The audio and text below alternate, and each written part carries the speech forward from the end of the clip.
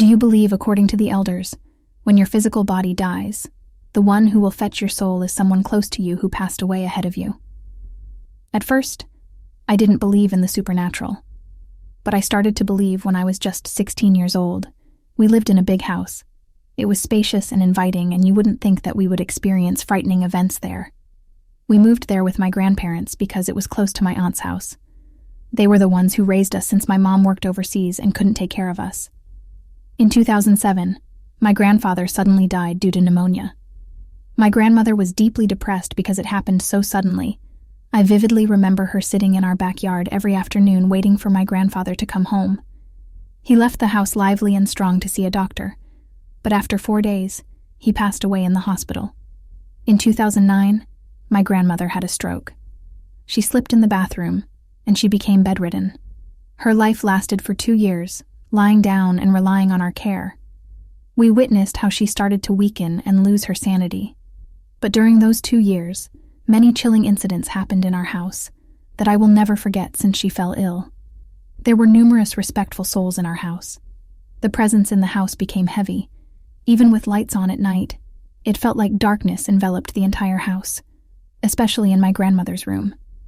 We often woke up to the loud banging of doors in the early morning and the creaking of her room door. As if someone always entered in the morning, we would wake up to footsteps throughout the house as if people were running. We also often caught my grandmother talking to someone next to her as if having a conversation. One night, I was tasked with keeping watch over her. I had already fallen asleep when I woke up, and she was talking to someone when I asked her who it was. She said it was Guillermo and that he was sitting next to her. When I looked at the door of the room, it was open, but I distinctly remembered closing it before going to sleep. The next morning, I asked my aunt if she knew anyone named Guillermo. She said that was the name of my grandmother's older brother, who died when they were children due to polio.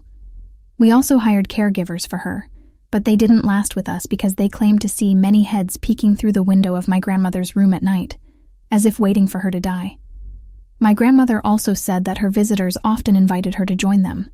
Even my friends refused to come to our house when they started feeling uneasy due to the presence of unseen entities.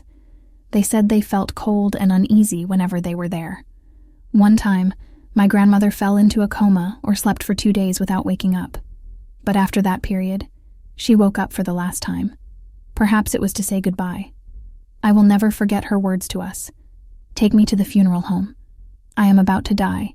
Eugenio is here. My husband is here to fetch me." At first, we thought she just said it because she was not in her right mind.